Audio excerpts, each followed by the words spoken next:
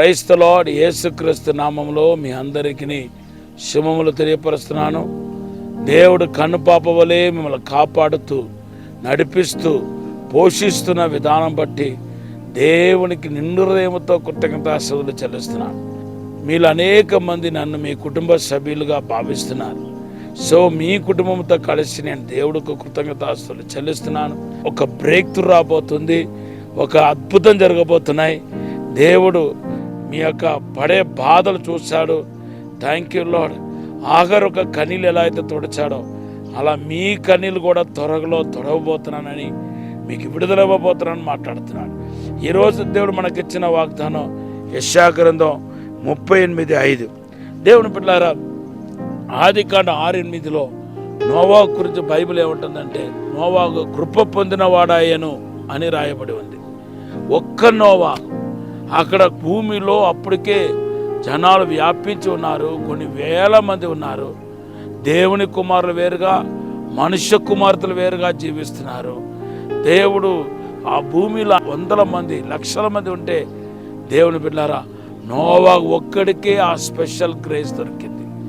దేవుని యొక్క ప్రత్యేకమైన ఆ ఫేవర్ ఏదైతే ఉందో, కృప ఏదైతే ఉందో, ఒక్కొక్కరి జీవితంలో ఒక్కొక్కలాగా అవి క్రియేట్ చేస్తూ ఉంటాయి.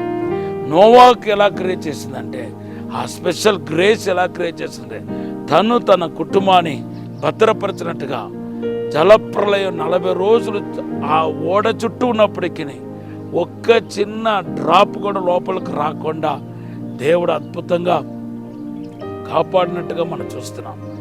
సో దేవుని యొక్క కాపుదల ద్వారా ఆ నోవాహు మీద ఉన్న కృప క్రియేట్ చేసినట్టుగా, ఆ special grace, special favour create చేసినట్టుగా మనం చూస్తున్నాం.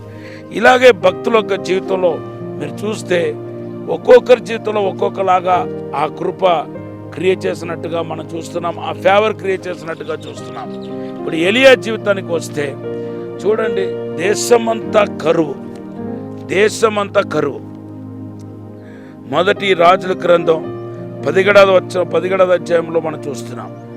దేశం అంతటికి పెద్ద కరువు ఉంది, కానీ ఏరియాను మాత్రం దేవుడు అద్భుతంగా పోషించడాన్ని మనం చూస్తున్నాం. ఆ మొదటి రాజుల గ్రంథం 17వ అధ్యాయంలో రోజు దేవుడు కాకులని పంపించి పోషించినట్టుగా మన పరిశుద్ధ గ్రంథంలో చూస్తున్నాం. 17:4 చూస్తున్నాం. అలాగే దేశమంతా తాగటానికి నీరు లేదు, కానీ దేవుడు ఏలియాకు మాత్రం ఆ కెరీతు వాగు దగ్గర పోషించటాన్ని, ఆ తర్వాత దాగానికి నీళ్ళు ఇచ్చటాన్ని మనం చూస్తున్నాం. అలాగే సారేపాతు బీద విధవరాలు, అందరి ఇంటిలో కనీసం ఒక గుప్పిడి పిండి కూడా లేదు, కానీ తన ఇంట్లో గుప్పిడి పిండి ఉండటం ఎంత అద్భుతమో చూడండి. తర్వాత దేవుడు ఎలియా ద్వారా దాన్ని ఆశీర్వదించటం. తర్వాత బైబిల్ చెప్తుంది, మొదటి రాజుల గ్రంథం 17వ అధ్యాయం 16వ వచనంలో మరి నూనె తరగలేదు, పిండి తరగలేదు అనే విషయాన్ని చూస్తున్నాం. ఈ అద్భుతం ఎన్ని కుటుంబాల్లో జరిగింది చెప్పండి, ఎన్ని ఇళ్లలో జరిగింది చెప్పండి? ఎవరి ఇళ్లలో, ఎవరి కుటుంబంలో జరగలేదు. ఈ స్పెషల్ గ్రేస్ ఎవరిలో మాత్రం కనపడుతుందంటే, అటు ఎలియాలోను, ఇటేమో సారేపాతు బీద విధవరాల జీవితంలోనూ కనపడుతుంది. మూడవదిగా ఈ స్పెషల్ గ్రేస్ ఎవరిలో కనపడుతుందంటే ఒబేదియాలో కనపడుతుంది.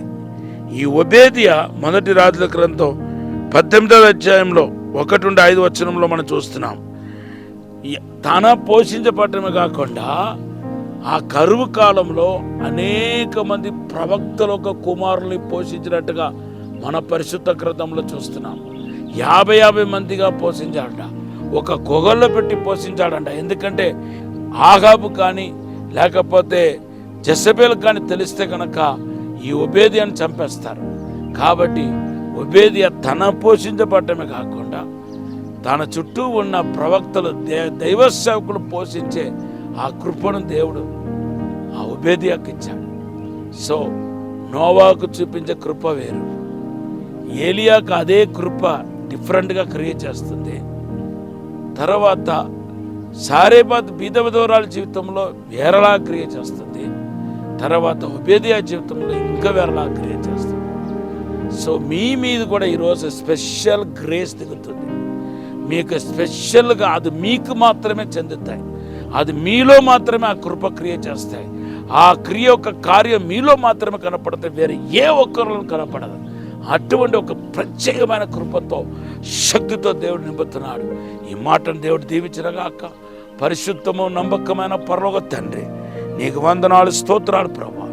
విశేషమైన కృప ఇచ్చి బలపరిచి నడిపించమని, అసాధారణమైన అద్భుతమైన కార్యం జరిగించి అభిషేకించిన ఆయన ఈ స్పెషల్ గ్రేస్ ప్రతి ఒక్కరి జీవితంలో క్రియ చేయాలన్న సహాయం చేయమని యేసు నామములో అడిగి వేడుకుంటున్నాము తండ్రి.